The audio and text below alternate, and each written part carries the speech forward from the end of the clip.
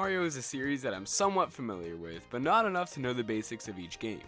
I've only played Super Paper Mario on Wii and Sticker Star on 3DS, both of which gave me a somewhat cumbersome experience. Super Paper Mario had me lost as I was only 10 or 11 and I only wanted to explore but knew nothing about it, so I kinda dropped that one.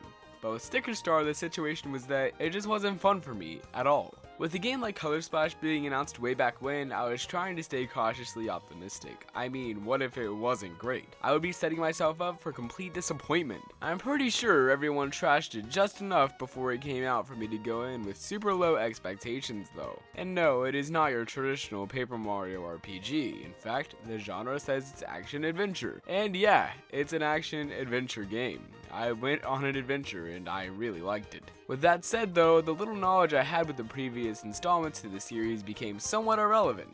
The simple question that lied in everyone's head, including my own, was whether or not we would enjoy it. Funny enough, some of those people that talked down on it probably went out and got themselves a copy of the game anyway. As I was trying to be excited for it, I couldn't help but think, what if it is terrible? Fortunately, that wasn't the case, and I am pretty impressed. Not just the fact that I liked it, but I'm impressed with the game as a whole. Being that this is probably Nintendo's last first-party exclusive on Wii U, I'm glad the game turned out the way it did.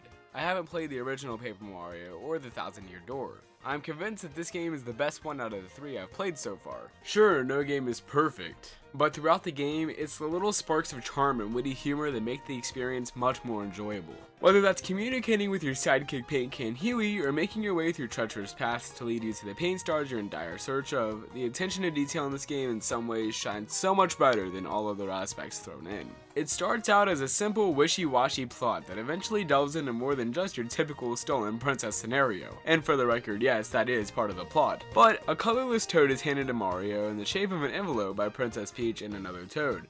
Upon heading to the destination marked on it, the greater adventure that awaited was presented. Prism Island is drained of all of its color, and it's up to you and Huey to unravel the adventure and save everyone around you. They're counting on us after all. I mean, come on, this is a Mario game. That becomes very apparent even right when you start. It has that Nintendo charm fused into its veins. The thing is, with every series Nintendo does, the next installment seemingly looks better than the last. That isn't bad at all. As technology advances and new hardware can be used, it's a typical thing to upgrade visuals. This is no exception either, because Color Splash is really gorgeous. Like, oh my gosh. This game is one of the prettiest ones on Wii U without a doubt. The style is so simple, I know, but it's paper and cardboard and ribbon, simple materials, but if you throw in the nice textures, the multitude of colors, shadows, other general details, it adds up to one beautiful game. It doesn't matter where you are.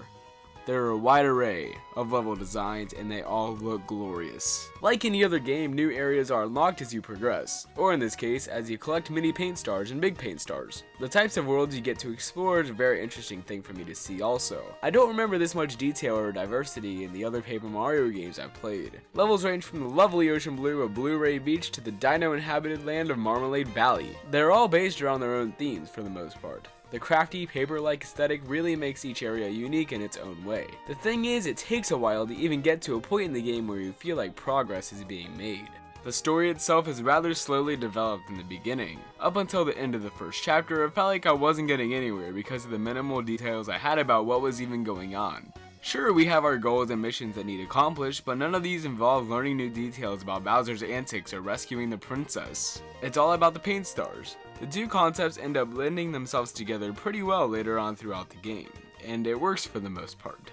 One thing the series has been known for that Nintendo kind of left out in more recent installments of Paper Mario games are the RPG elements. No, I'm not talking about these ones, but I'm talking about the ones way back in the Paper Mario 64 TTYD days.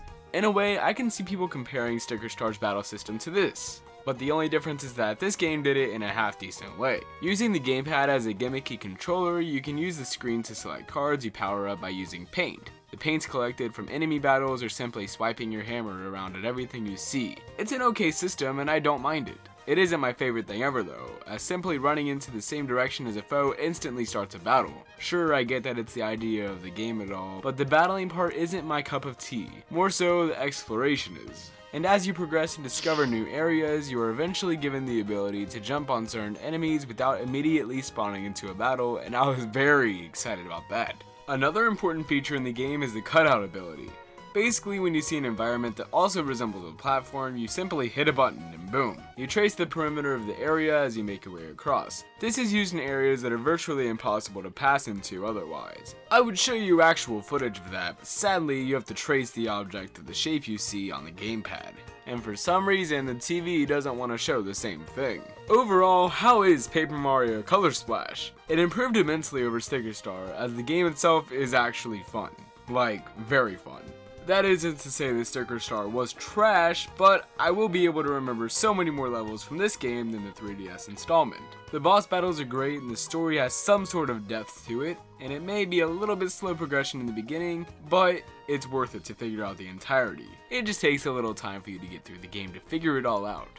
And for the record, that is not a bad thing.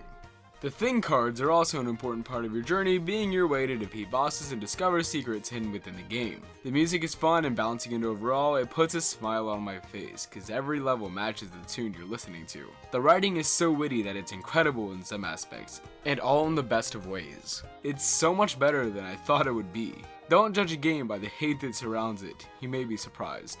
Very surprised. Thank you all so much for watching my review of Paper Mario Color Splash for Wii U, in stores now. Let me know what you think of the game down below in the comments, and thank you to Nintendo of America for the review copy. Thanks for watching, I'll talk to you guys next time.